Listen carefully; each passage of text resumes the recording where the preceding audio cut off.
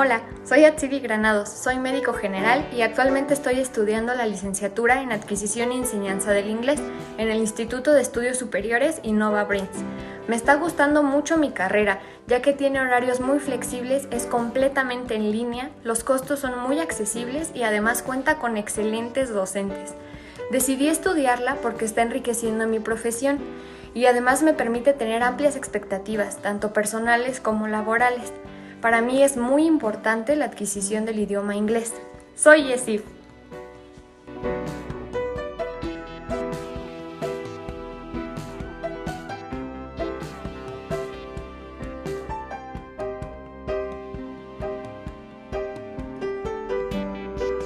De nuevo, buenas tardes a todos. Gracias a nuestros patrocinadores que hoy están con nosotros y durante este evento. No olviden que tenemos unas sorpresas al final de esta, nuestra última plenaria del día de hoy.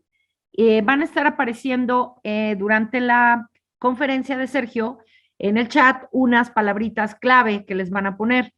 Estén atentos, cópienlas y al final van a formar una oración con esas palabras que van a aparecer. Los tres primeros que formen la oración y la reporten, pues van a ser acreedores a los tres premios del patrocinador del día de hoy, que es ITEP International Academic Plus. Muy bien, para que estén atentos. Vamos a dar inicio. Bueno, pues para mí es un placer, es un gusto muy grande presentarles hoy a Sergio Mendoza. Sergio es en estos momentos VP de Desarrollo Literario de la cadena Telemundo. Sergio Mendoza es originario de Guadalajara, Jalisco, donde estudió la carrera de cine en la Universidad de Medios Audiovisuales. Cuenta con varios años de trayectoria. A su corta edad ha trabajado en proyectos como head writer en Falsa Identidad, guionista en Señora Cero, Bajo el mismo cielo, Mariposa de Barrio, Bio de Jenny Rivera. Recientemente, Telemundo lo nombró VP del Departamento de Desarrollo Literario, asesorando series en formato largo, entre ellos La suerte de Loli y 100 días para enamorarnos, así como muchas más. A la par de la televisión, Sergio ha destacado en el ámbito literario como la publicación del relato corto en inglés, The Damn Dog, dentro de la sección Tiny Love Stories del periódico The New York Times. Y las novelas Érase una vez Adán, la cual se encuentra a la venta en el portal de amazon.com y ha logrado superar las 70,000 descargas. Otra de sus novelas, El malestar, El oscuro sueño de Elliot, con apoyo de la editorial española Nemira. Pues bien, bienvenido Sergio, yo me considero fan de todas tus series y tus novelas. Es un gusto tenerte aquí y adelante, el micrófono es tuyo. Hola Karina, gracias. Bueno, gracias a todos. Es una invitación muy especial y para hablar de un tema que me parece muy importante, que es obviamente la migración, la lengua, el idioma, el aprender un idioma y el cómo eso puede repercutir en tu historia de éxito, ¿no? No me encanta decir como que utilizar la palabra éxito a la ligera, ni creo que es una palabra fácil de utilizar en uno mismo, pero también al mismo tiempo creo que es así como somos autocríticos, también es importante señalar los progresos y los éxitos que uno llega a tener en su carrera. Y, y bueno, la verdad es que yo soy escritor, entonces lo que les voy a hacer es contarles una historia. Lo voy a hacer de esa manera porque es la forma en la que yo me comunico y es la forma en la que sé transmitir las cosas. Eh, yo creo que para mí todo el tema de la migración y de la lengua inicia cuando en la edad, siendo muy niño, yo soy de Guadalajara, Jalisco, eh, y, y mi familia es de entre Guadalajara y una buena parte también de Michoacán, precisamente de Apatzingán y de Pinzándaro, Michoacán, que son Apatzingán es una ciudad y Pinzándaro un pueblo muy pequeño. En ese aspecto, al ser mi familia de un pueblo pequeño como Pinzándaro, el tema de la migración siempre estuvo muy presente, Creo que para nosotros es como que muy sabido que de estos pueblos pequeños la gente se va a se viene a Estados Unidos a buscar éxito o a buscar una vida mejor, y que es algo casi, y ahí quiero remarcar, cultural. Y lo remarco porque yo ahora tengo 5 años viviendo en Miami. Mi historia posiblemente es muy diferente a la de muchos otros mexicanos emigrantes, pero que creo que también es valiosa y que también es importante hablarlo, que es, yo no podría definir exactamente mi idea de la migración. O sea, yo crecí con la idea de que algún día iba a venir a vivir a Estados Unidos, y no un aspecto despectivo, ni porque no me interesara el desarrollo y el crecimiento de mi país, sino todo lo contrario. Pero hay una parte que era lo que les decía, remarcar en el aspecto de la cultura, donde yo mismo me he llegado a cuestionar si el hecho de haber tenido este chip, o digamos esta idea de que tenía que en algún momento de mi vida venir a Estados Unidos, eh, sería por una cuestión cultural y familiar, de que uno de los primeros recuerdos más importantes que tengo en mi vida es mi papá diciendo, cuando yo era niño: vamos a ir de Guadalajara a Pinzándaro este fin de semana, vamos a ir de visita porque tu tío Rogelio viene de Estados Unidos, ¿no? Que era el hermano de mi papá.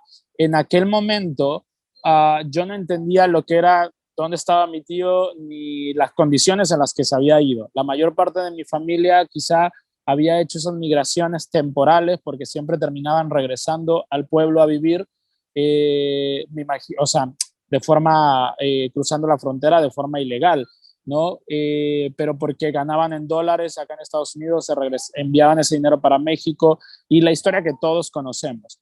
Lo que quiero contarles con eso es que desde ese aspecto, muchas veces me he preguntado si mi idea del éxito y mi idea de la superación y mi idea de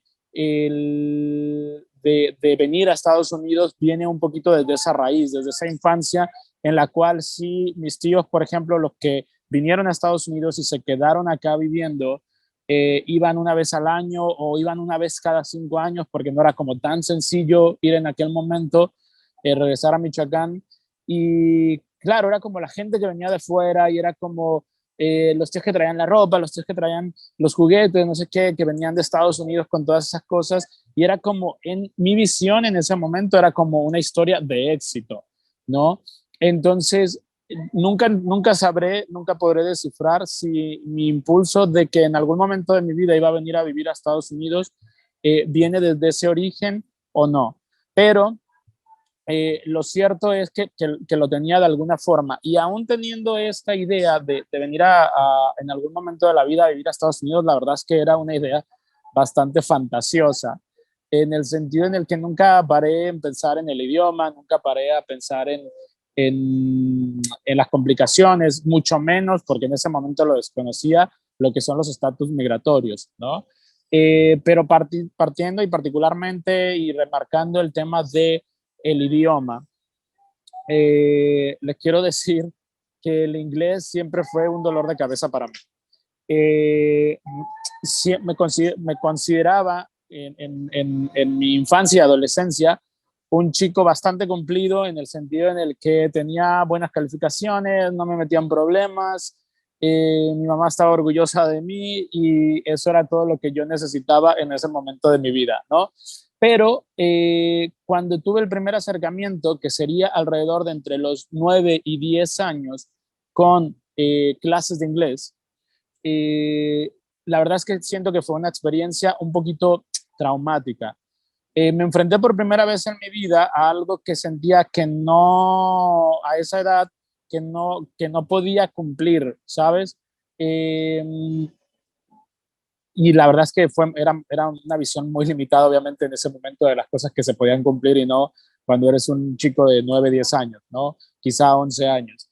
Pero recuerdo particularmente que estaba yendo a estas clases, eh, iba con, y de pronto esa fue una mala decisión. yo tenía esa edad y de pronto había chicos en el mismo grupo porque eran unas clases como semi particulares, y por eso alabo que ahora es una cosa mucho más especializada donde sobre todo los diferentes programas que hay evalúan tu nivel de inglés o tu nivel de aprendizaje para poderte situar en el lugar adecuado, pero en ese momento no era así, o sea, en ese momento era aprende inglés y era una cuestión de una clase medio o semi particular donde éramos un grupo de personas que se había juntado, ¿no? Yo que tenía 10, 11 años, eh, había personas de 15 años, había personas de 16 años en el grupo y demás, y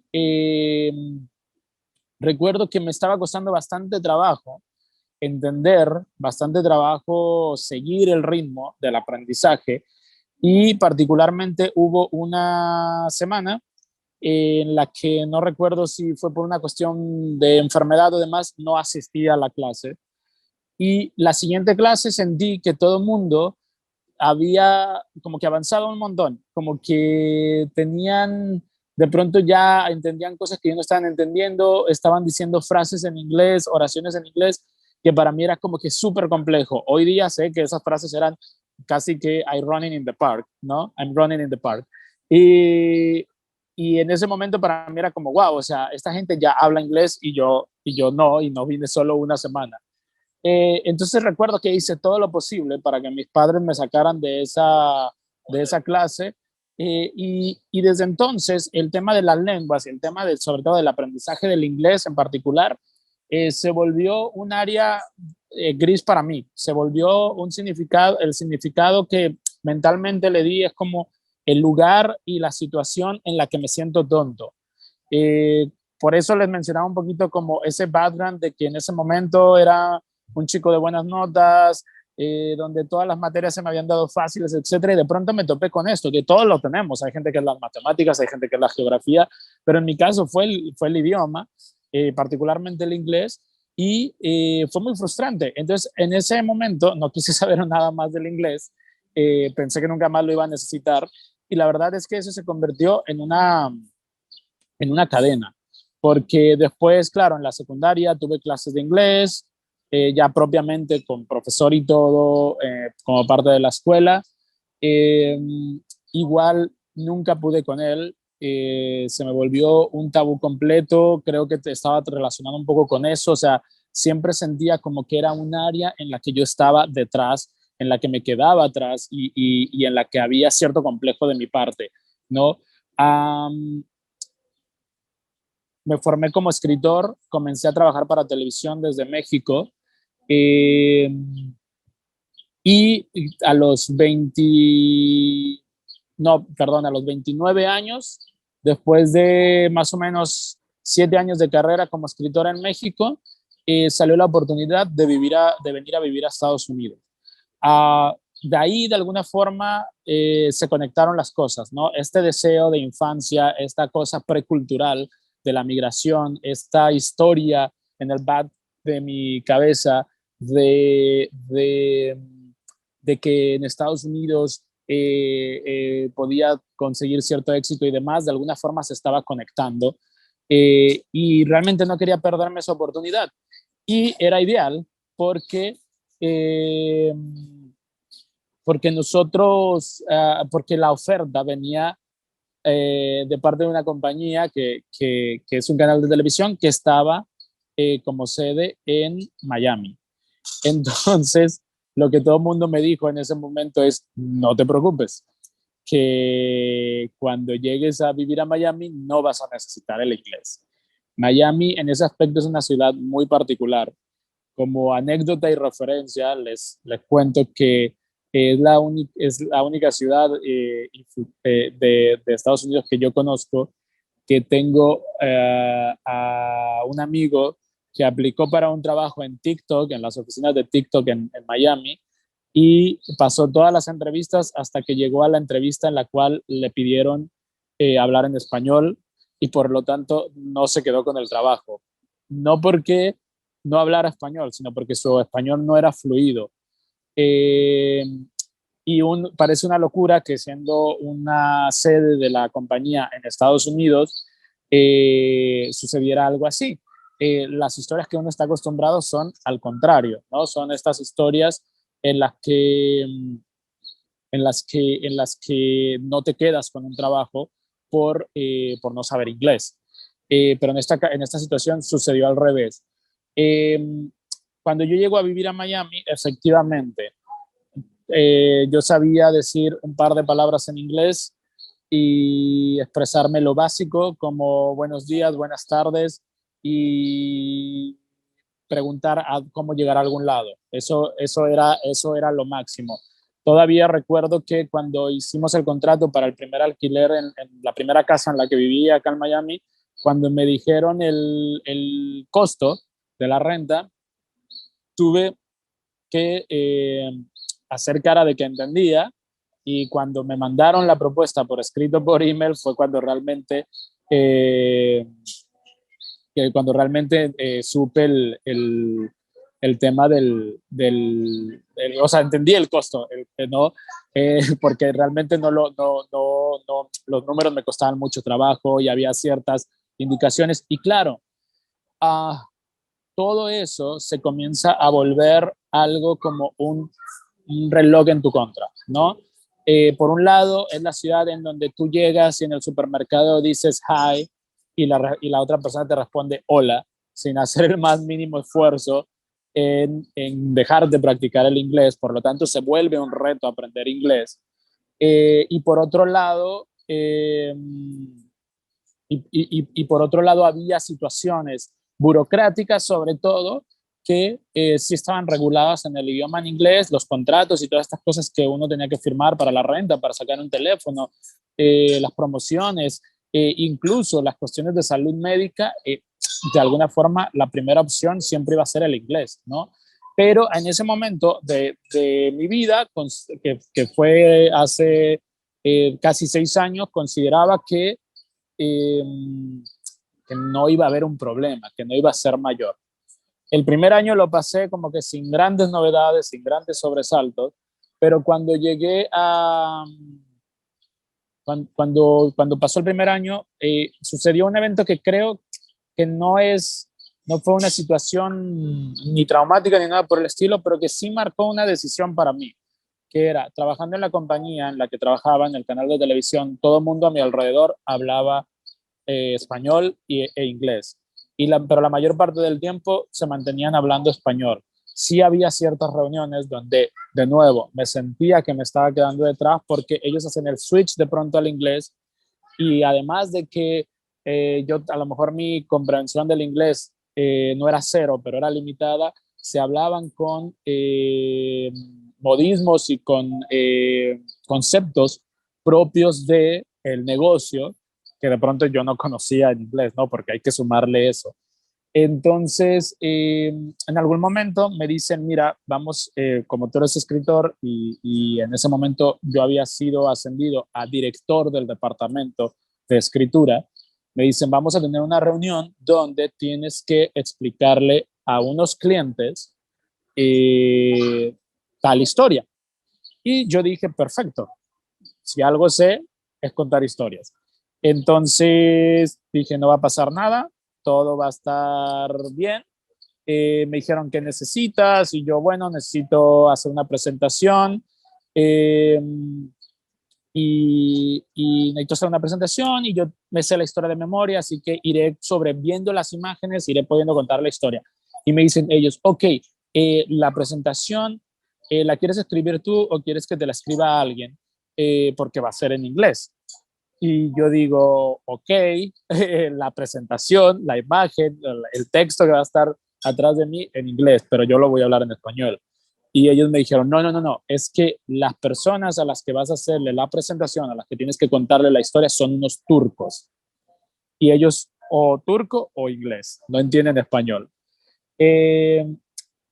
Y ahí pasé lo que para mí era una pena, porque además estaba llegando a la compañía, tenía 31 años, nadando, digamos, con tiburones, porque eran gente que tenían muchos más años en la compañía, gente mayor de edad que yo y demás, en las que yo me estaba tratando de abrir camino y tuve que levantar la voz a decirles, necesito un traductor. Y fue un poquito vergonzoso. Hoy siento ya cuando lo veo hacia atrás que no tenía nada de qué avergonzarme, pero en ese momento fue vergonzoso y frustrante porque sentía de nuevo que iba a ser un, un que me estaba quedando detrás, ¿no? Entonces otra vez era esta situación y digamos, concepto para mí del inglés me deja detrás. Hice la reunión, lo tuve que hacer con el traductor y al final de la reunión tomé una decisión, que era romper con eso, o sea, dejar de hacerme ideas y dejar de postergar algo que había postergado toda mi vida. Así como ven estas personas que dicen que toda la vida que hoy voy a empezar el gimnasio y no lo empiezan, o que lo empiezan y lo dejan a medias, eso era el inglés para mí, porque yo les conté un par de anécdotas al respecto, pero la realidad es que había tratado de tomar clases de inglés básicamente durante toda mi vida. Lo que pasa es que siempre había renunciado a los 2 meses, al mes, siempre llegaba a un punto en el que me frustraba y en el que decía, esto no es para mí, yo no estoy aprendiendo, nunca voy a poder entender y expresarme en la otra lengua.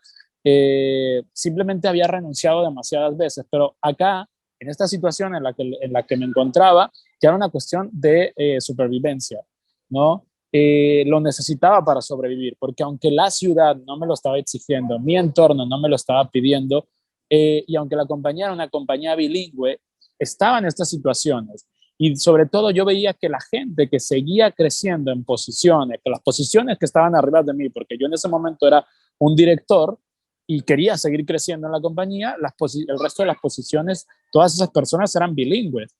Eh, entonces, decidí que si realmente quería estar acá, que si realmente quería crecer en ese negocio, tenía que enfrentarme a de alguna forma, trauma de la infancia. Eh, Cuando comienzo a tratar, conseguí una buena maestra, que creo que eso es fundamental. Eh, en el aspecto mío, en mi experiencia, era una maestra de idiomas, pero nació y creció en Estados Unidos. Ella había más bien ido a Argentina a aprender español. Ay, sorry. Aquí se me movió esto. Ella había ido más bien a Argentina a aprender español, había ido a Brasil a aprender portugués, perdón, y obviamente su lengua nativa era el inglés. Y una de las primeras cosas que ella me dijo y que creo que ayudó en mucha parte del trauma que yo tenía era y que se los comparto porque creo que para mí fue la clave, es lo importante es que te des a entender. Eh, una vez que tú entiendes a la otra persona lo que te está diciendo y una vez que tú te das a entender, puede que no sea la forma más apropiada, puede que no sea la forma más natural, una vez ahí estás del otro lado. Una vez ahí vas a empezar a construir un idioma o el idioma, en este caso el inglés, ¿no? Y creo que ese consejo en particular me ayudó a mí como a decir, ok, tengo que tomármelo con calma y tengo que tomármelo desde esa proporción, ¿no? Obviamente, como todos, comencé las clases de inglés y obviamente como todos, lo que mi cabeza hacía era traducir, ¿no? Las expresiones, querer estructurar las oraciones de la misma forma que lo hacía en español. Y obviamente eso no es lo más adecuado, pero la historia corta es que funciona. O sea, no es lo más adecuado, pero por algún lado se empieza, ¿no? Me empecé a dar cuenta que conforme sostenía conversaciones con otras personas, yo era el que me convertía en mi peor enemigo, porque, y supongo que a todos nos ha pasado, me encontraba en situaciones en las que de pronto estaba haciendo la jardinería fuera de mi casa o parqueando el coche en algún lado, en el estacionamiento del supermercado o de la misma compañía para la que yo trabajaba.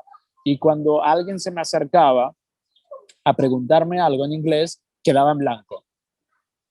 y no respondía o decía solo yes, no, maybe. Entonces, monosílabo todo y todo súper corto. Eh, y cuando las personas se iban, entonces las palabras venían a mi cabeza. Primero, en una estructura de traducción. Ok, le pude haber dicho esto y pude haber dicho aquello, pero no hubiera sido natural, no hubiera sido orgánico. Entonces, al empezar, igual que todos los intentos anteriores, me volví una vez más a obsesionar con el tema del ser natural, del ser perfecto y del ser orgánico. Y una vez más, a pesar de que estaba teniendo cierto avance, me encontré en la misma situación en la que me había encontrado todas las veces anteriores, en la cual estuve a punto de renunciar. Eh, pero esta vez la profesora fue muy insistente conmigo en el aspecto en ese aspecto, en el aspecto de enfócate en darte a entender. Y creo que también fue ella súper amable conmigo al decirme que nadie habla inglés bien, ni siquiera las personas que nacieron y viven acá. Y es lo mismo que nos pasa con el español. El español se habla diferente en Guadalajara, se habla diferente en Ciudad de México, se habla diferente en Monterrey, se habla diferente en el norte, se habla diferente en el sur. Hay palabras del norte que la gente del centro no entiende, hay palabras del sur que la gente del norte no entiende, y pasa lo mismo con el inglés. Así que lo peor que puede suceder, me dijo ella en ese momento, es si cometes un error, es posible que nadie lo note, solo tú, pero no puedes detenerte no puedes detenerte en ese error, porque una vez que te detienes en ese error, no lo vas a sacar de tu cabeza y vas a seguir y seguir y seguir y seguir y seguir y seguir. Eh, Así que simplemente se trata de ella en ese momento me decía, simplemente sigue adelante. Si cometiste un error y alguien te lo señala o tú mismo te diste cuenta, guárdalo en tu cabeza y la próxima vez es posible que la segunda vez cometas el mismo error. Y es posible que te descubras a ti mismo eh, diciéndolo mal y después recordando de, oh, lo acabo de cometer mal, entonces corrigiéndote a ti mismo sobre la marcha, diciendo una palabra errónea y después ahí mismo diciendo la correcta. Y si consigues eso, ya hay una parte de tu cerebro y ya hay una parte de ti que está activa comiendo o adaptando el idioma a ti. Digamos que eso me hizo superar la primera barrera, pero después me enfrenté a algo mucho más difícil, que es el tema del vocabulario. Una vez que comencé a sentir que ya tenía, digamos que ya me daba a entender, que además también fue un poquito curioso porque en un viaje que hice a Los Ángeles, viviendo en Miami, fui de viaje a Los Ángeles, nos subimos a un Uber con mi pareja, la persona que manejaba el Uber me parece que era, eh, no recuerdo, posiblemente fuera rusa o alemana, tenía un acento muy fuerte en inglés, habló durante todo el camino y yo conversé con ella durante todo el camino. Cuando me bajé del coche, mi pareja me dijo como duraste todo el camino hablando en inglés. Y yo caí en cuenta de eso. Y me di cuenta, claro, que me había dado confianza el hecho de que por el acento de esta persona, yo sentía que estábamos en la misma condición y que no había nadie juzgando lo correcto que lo estaba haciendo o no. Entonces, cuando aprendí, digamos, cuando vi esa situación, decidí asimilarlo así. O sea, decidí que si había podido hacerlo con una persona extranjera como yo, lo podía hacer con las otras personas que vivían a mi alrededor. Y que y abrí la mente también a decirle a la gente nativa que está a mi alrededor, por favor, corrígeme. Si lo digo, encuentra la forma de decirme esa no es la mejor palabra o esa palabra no se usa así, no me voy a ofender y voy a aprender, ¿no? Y la gente comenzó a hacerlo, comenzó a decirme, y de formas muy sutiles, porque la gente a tu alrededor comienza a tener empatía por tu causa, ¿no? Eh, eh, Entonces, la verdad es que comenzaron a corregirme, eso me ayudó muchísimo, pero ahí me enfrenté con el segundo obstáculo que mencionaba hace rato, una vez que sentía que me había dado a entender ya y que yo sobre todo lo entendía muy bien. El segundo obstáculo era el tema del vocabulario. El vocabulario para mí sí es un reto y es un aspecto con el que todavía hoy día sigo peleando. Peleando para bien. Lo que pasa es que ya decidí no verlo como una lucha que me pudiera sacar del camino, ¿no?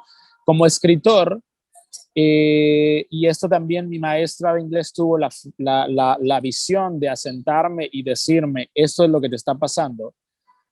Como escritor, mi rango de palabras para expresar una idea era infinita en español, pero en inglés volvía a sentir que me convertía en un niño que tenía 5 o 6 años y que ese era mi espectro de palabras para expresar una idea, ¿no? Por lo tanto, me sentía limitado, por lo tanto, me frustraba, por lo tanto, pasaba lo peor que puede pasar cuando uno está inyectándose el inglés y viviendo en Estados Unidos, que es quedarte callado.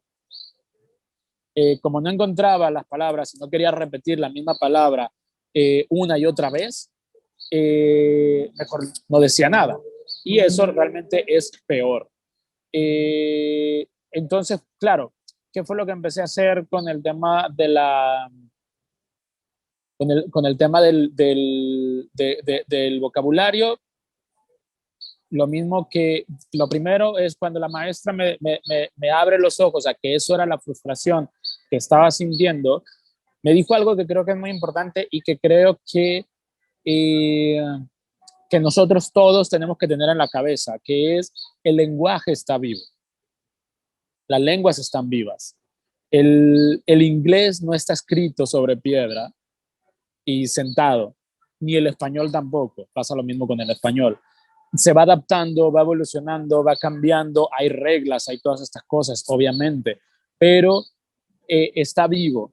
Y el mejor ejemplo que en ese momento me pudo dar alivio es sí, yo tenía o tengo un espectro de vocabulario en español amplio, pero no fue así los primeros 10 años de mi vida.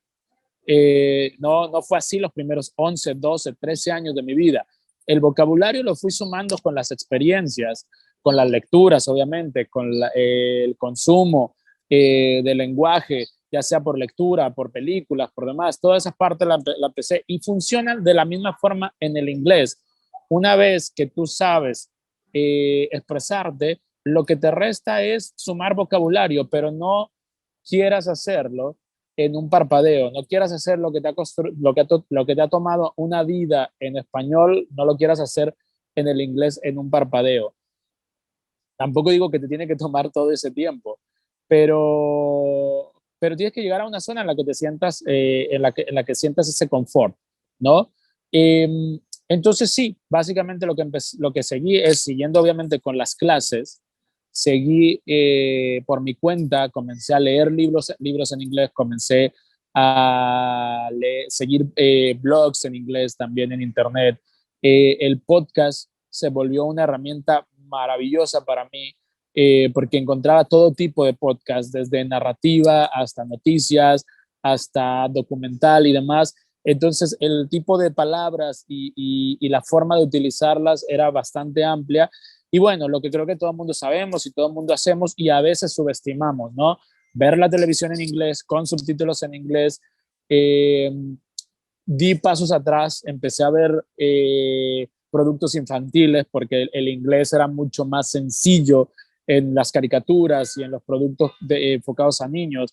Y obviamente empecé a tratar de alimentarme de toda esa información. Definitivamente la literatura fue algo muy, muy importante. Y recuerdo que, y lo mencionó Karina al inicio de mi presentación, aún así me parecía que escribir en inglés iba a ser una meta muy lejana para mí. que quizás nunca iba a conseguir porque nunca iba a dominarlo de esa forma. Y estaba leyendo un libro de la columna de Modern Love del New York Times, y leo estas historias pequeñas que eran en 100 palabras, pero que tenían que ser, obviamente todas eran escritas por personas que habían trabajado en literatura o en diarios o en el medio de alguna forma escrito. Así que me puse a leer todas estas cosas y en una ocasión en un aeropuerto con un vuelo retrasado dije, ¿y qué tal que lo hago? ¿No? Dando 3 pasitos para atrás en la historia, les quiero decir que también otro punto muy importante para mí y decisivo fue cuando comencé a sentir que me expresaba en inglés. Decidí desinstalar de mi teléfono todas las aplicaciones de traducción y todas estas cosas, y me empecé a lanzar al ruedo a escribir así, tal cual yo lo pensaba y tal cual yo lo estructuraba, ¿no? Eh, entonces decidí, o sea, no recurrir a una segunda ayuda, o sea, escribir dentro de las limitaciones que yo tenía y partir siempre. Hubo una persona que me dijo, el día que sueñes en inglés es porque ya lo digeriste. Todavía no llego ahí, por cierto, todavía no sueño en inglés, ni sé si lo voy a hacer, pero sí quería pensar en inglés, porque creo que esa era la otra clave para dejar o para tratar de construir las, las, las oraciones de forma correcta, porque como les decía al principio, todas mis oraciones y toda la forma en la que yo me expresaba en inglés se sentía traducida, literalmente traducida, y no necesariamente que lo hacía con un Google Translator, era porque en mi cabeza traducía la expresión, ¿no? Eh, um, Ahora mismo no puedo pensar en una expresión, pero probablemente sí. Recuerdo que alguna vez dije, you have right, como tú tienes razón, ¿sabes? Que es totalmente traducido, hasta que alguien me dijo, es you are right. En inglés es you are right. Y entendí, dije, ah, claro, entiendo la conversión de la frase. Entonces, y todavía hoy sigo buscando a veces frases que digo, ¿cómo se expresará? Ya no es cómo se dice, es cómo se expresa esto en inglés. Eso también es un enfoque diferente, porque, no sé, en español nosotros decimos, yo voy a tocar base contigo después, y yo un día dije, ¿cómo se expresa eso en inglés? ¿Sabes? O sea, porque mi traducción es, I will touch base with you, ¿no? Pero no, me parecía que de pronto no tenía sentido. Y hay algunas que sí son literal, como son en español, también son en inglés, y hay otras que no son así. Entonces, toda esta vuelta es para contarles que decidí de sacar el traductor de mis aplicaciones y de mi vida y lanzarme a escribir las cosas. Eso me forzaba a cuando leía cosas o las veía en los subtítulos en la pantalla de un show de televisión o cosas así, eso me forzaba a retener la información, porque sabía que en algún momento de la vida las iba a necesitar. Era como, esa frase me gusta, esa es la manera de decir que alguien se equivocó, esa es una manera de decir que estamos iguales. Entonces comenzaba a adherirlos y a guardarlos. A veces hacía notas en el celular, decía frases que necesito, tenía unas notas en el celular que decía frases que necesito, y venían cosas así, ¿no? Como del día a día, cómo preguntarle a alguien cómo estás, pero no decir how are you every single time, y cosas así. Entonces, comencé a hacerme, esa fue una forma en la que comencé a construir el vocabulario y en la que empecé a separarme del traductor, para finalmente, y digamos que mi reto más grande fue cuando les decía, estaba en este aeropuerto con 2 horas de retraso y decidí escribir una de estas historias tipo Modern Love, ¿no? Para ver qué pasaba. Y hasta ese momento, las poquitas cosas más narrativas que había escrito, sí lo había hecho iniciándolas escribiéndolas primero en español y después no haciendo una traducción en Google, sino que haciendo una traducción yo de ese texto o de esa idea en español, llevándola al inglés.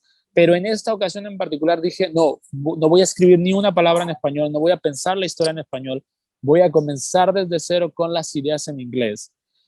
Y escribí el primer borrador en esas 2 horas de retraso de vuelo, llegué a mi casa, esperé otro día, busqué algunas de las frases que tenía, cómo se puede decir esto de una forma más natural, lo adapté, después se lo mostré a mi maestra, me dijo un par de cositas de que, bueno, de pronto esta parte no se entiende o esto, pero la verdad que me sorprendió que eran mínimas las correcciones. Recuerdo que eran 1 o 2 palabras las que me sugirió y ni siquiera era porque no estuvieran bien, sino porque había una manera más natural de decirlo. La sorpresa fue que sin ninguna aspiración lo mandé al New York Times y un mes después me escribieron para decirme que lo iban a publicar. Primero ellos decidieron publicarlo en su portal de internet y después decidieron que lo iban a publicar en la edición impresa del domingo de ese mes.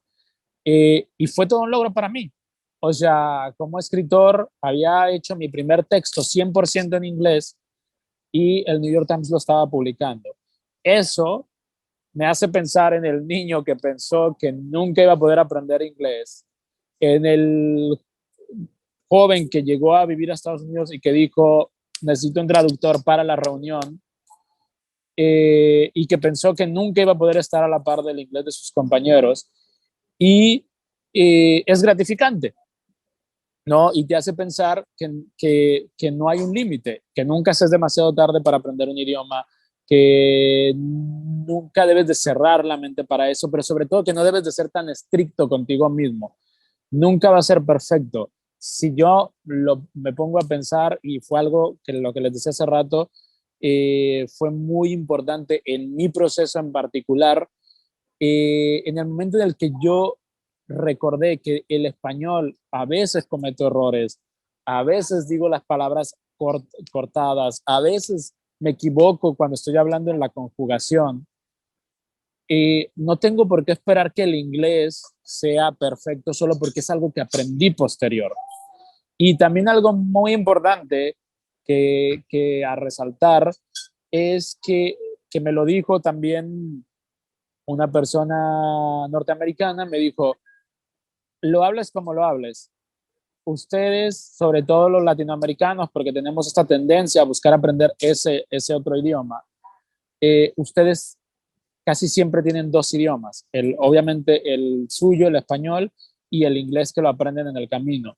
Los americanos, la mayor parte de los norteamericanos, perdón, solo se quedan con un idioma de por vida. Entonces, nosotros hacemos un reto que ellos no suelen asumir y nosotros tenemos una ventaja que ellos no suelen tener. Y viviendo en un mundo tan globalizado como el que vivimos hoy, es muy importante el entendimiento de las otras lenguas, como es importante el entendimiento de las otras culturas. Ahora pienso como, claro, mi meta ideal es seguir perfeccionando mi inglés, pero ahora me encantaría también en algún punto de mi vida aprender otro idioma. Porque ya digamos que esa traba mental se quitó de ahí, ¿no? Ese candado se abrió. Yo sigo trabajando en el inglés, pienso que es una cosa, lo que les decía hace rato, igual que como lo hago en el español, solo que en el español lo hacemos ya de forma automática, inconsciente. Siempre estamos aprendiendo nuevas palabras, nuevas formas de expresarnos. Y en el inglés lo volvemos más consciente porque estamos en un aprendizaje elegido, ¿no? Entonces también tenemos que llevarlo a ese plano, a ese plano de inconsciencia, por así decirlo, de decir, ok, es como la vida fitness, nunca termina, o sea, no es como que terminas una dieta y después ya puedes de por vida comer McDonald's. Nunca vas a llegar a un momento en el que digas, yo sé 100% inglés. Vas a poderte expresar al 100%, eso sí, vas a poder entender al 100%, vas a poder comunicarlo al 100%, escribirlo al 100%, pero siempre va a haber cosas nuevas para aprender en el mismo idioma, y siempre va a estar cambiando. Lo que les decía hace rato, la lengua está viva y eso creo que es es algo que nos lo deberían de decir desde el día uno, porque ayuda a relacionarse con el aprendizaje de un idioma. ¿Qué ha traído para mi vida el inglés? Básicamente, viviendo en Estados Unidos, obviamente una cuestión de comunicación y interrelación, pero también una cuestión de autoestima. Eh, y también es cierto, y no lo podemos negar, sigue siendo una herramienta para conseguir mejores trabajos, mejores ofertas laborales y demás. Igual que pero más bien no diría que es el inglés, sino el tener más de una lengua en tu conocimiento, ¿no? En tu capacidad. Siempre te va a dar una herramienta y sobre todo siempre vas a poder conectar con otras personas, que creo que eso es lo importante del lenguaje, que normalmente lo olvidamos en el camino cuando estamos en el proceso. Es que lo que buscamos es conectar. Todo lo demás ya es una consecuencia, pero lo que buscamos al final es conectar, alguien por ahí interactuar, establecer lazos, podernos expresar, ¿no? Eso es lo realmente importante. Si lo hacemos 100% perfecto o no, creo que eso es lo de menos, pero lo importante es interactuar. Y nada, o sea, escribí eso, hoy me pongo un reto más grande porque ese era un relato de 100 palabras, ahora quiero escribir una novela en inglés y es seguir intentando y seguir practicando. Pero al final, y algo también importante para mí es algún día mis hijos van a nacer y van a crecer en este país, esa va a ser su lengua, quiero que aprendan obviamente el español, quiero que estén súper conectados con México, pero también quiero poder yo conectarme con ellos y con la que va a ser su cultura, como nacidos acá, ¿no? Entonces también eso es otra cosa que a mí hoy me motiva mucho a romper esa barrera del idioma. Y pues esa es mi historia. Pues una historia muy interesante, Sergio. Muchas gracias. Te voy a leer algunos comentarios de los que están aquí, ¿no? Claro. Pueden hacer sus preguntas. Tenemos un espacio, unos minutitos para contestarles, para que Sergio pueda contestarles sus dudas o sus preguntas. Pero bueno, ha estado muy nutrido el chat con muchos comentarios. Te dicen que esto es muy gratificante, que nada es imposible, que es increíble, que eso es éxito. Que gracias por, David Aparicio, gracias por tu testimonio, Sergio. Gracias por compartir tu experiencia. Brandy Rubalcaba. Esas son las historias que motivan e inspiran. Bravo, de eso se trata la vida. Y qué importante es escuchar estos testimonios como educadora, comenta Dilby Santamaría. Saber por lo que pasan los aprendientes y pensar cómo podemos llegarles para que le pierdan la fobia, ese miedo que le tenemos, ¿no? Claro. Gaby tiene una pregunta para ti. Dice, ¿cuál idioma sería el que te gustaría estudiar como tercera lengua? ¿Cuál sería más útil en Miami? Bueno, en Miami realmente creo que entre el inglés y el español es lo que se necesita. No hay, la mayor parte de la migración aquí es latinoamericana, ya sea de México, Colombia, Venezuela, Argentina y el resto de la población, obviamente, entre nativos y entre personas también de Puerto Rico y demás, lo dominante es el español y el inglés.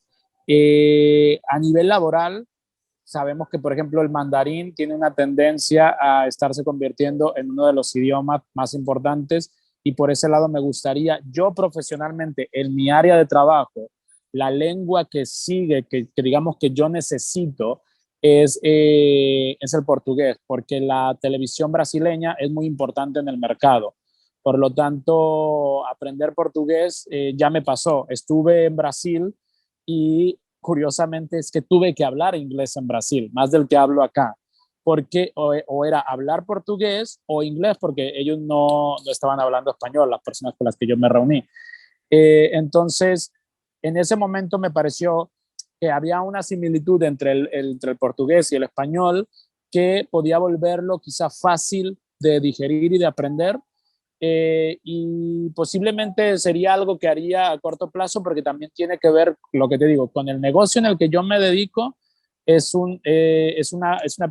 Digamos, un país muy importante, Brasil, como influencia en la televisión. Posiblemente sería por ahí. Ok, muchas gracias, Sergio. Te comenta Claudia García, súper interesante la historia en sí misma e igualmente interesante toda la parte de reflexión personal al momento de narrarla. Me lleva a recordar muchísimo una frase que es crucial para los que trabajamos en centros de autoacceso: el actor frenético da paso al observador reflexivo.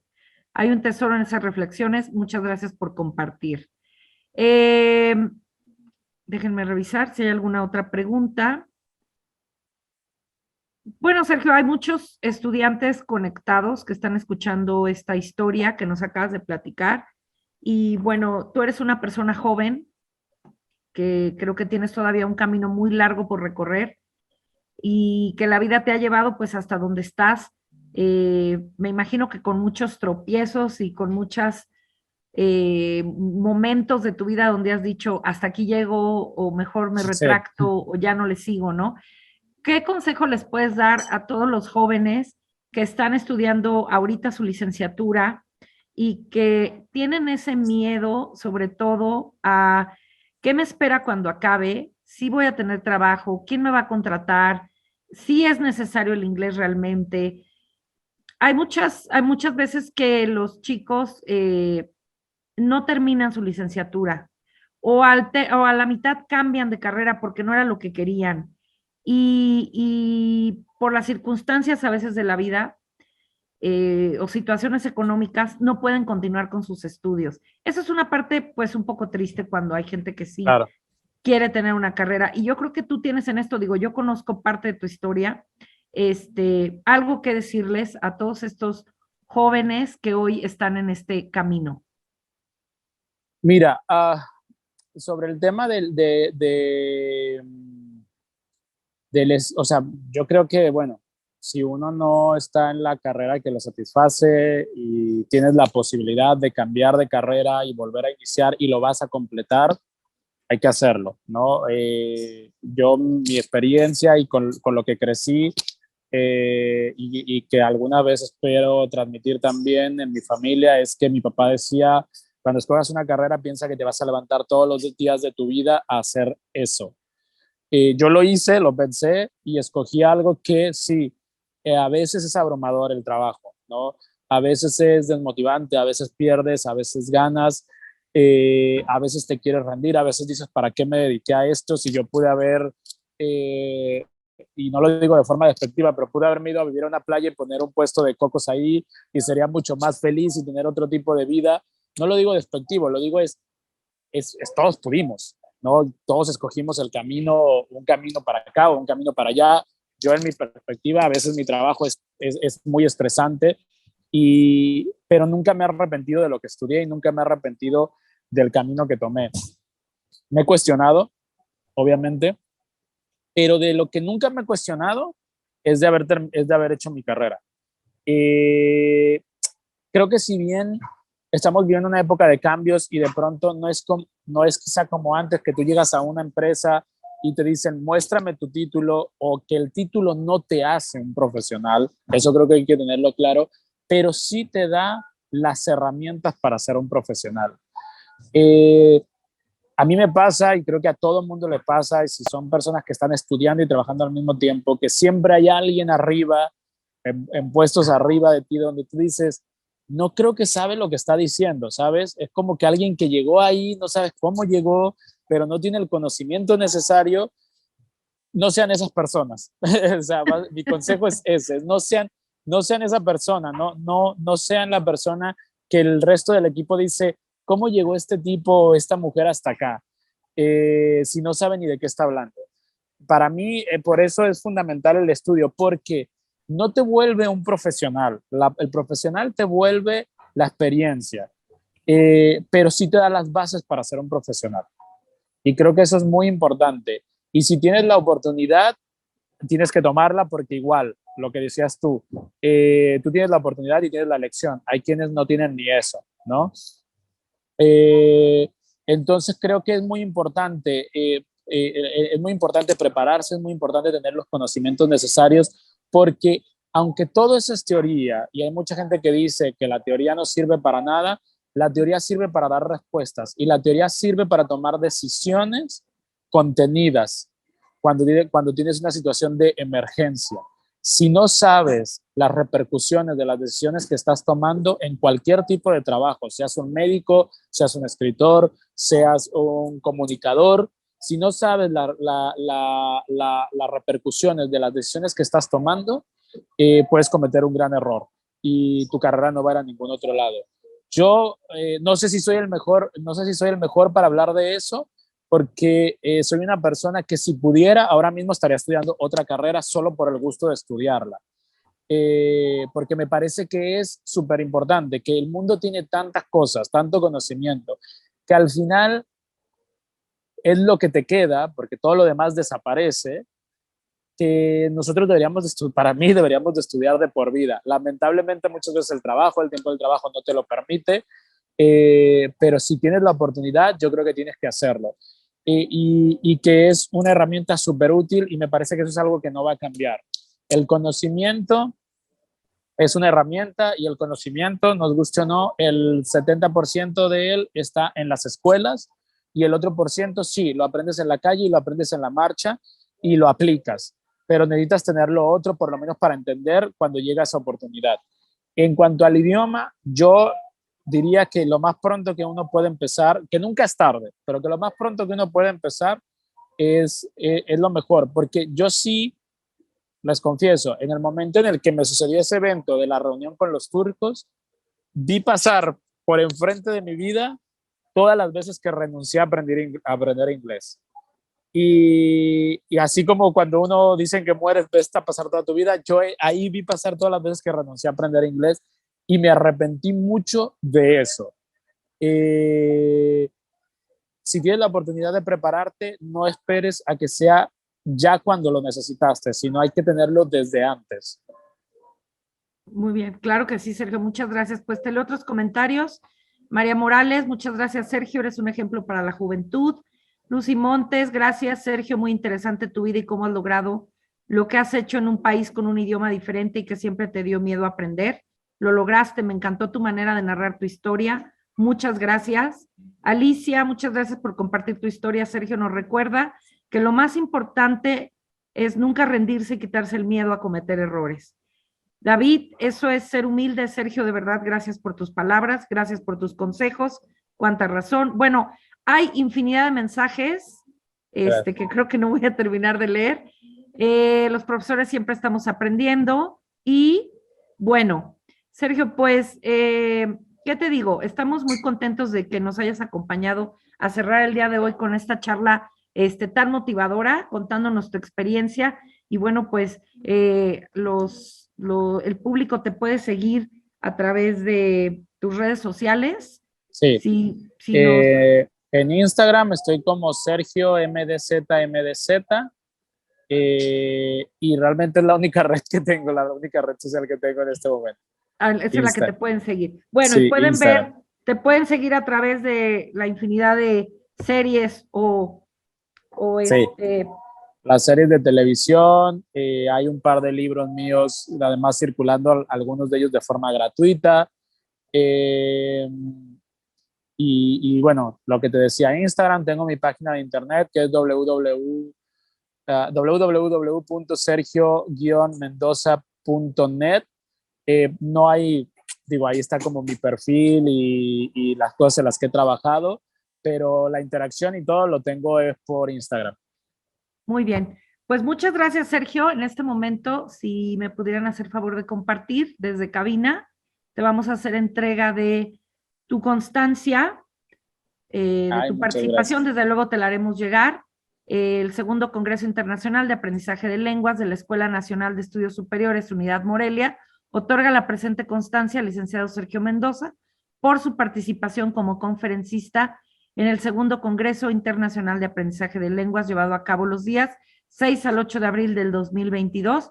Una servidora, Karina Godina, te agradece tu intervención, tu participación y pues un aplauso, Sergio. Muchas gracias. Gracias. Por esta charla. Gracias por la oportunidad y por invitarme.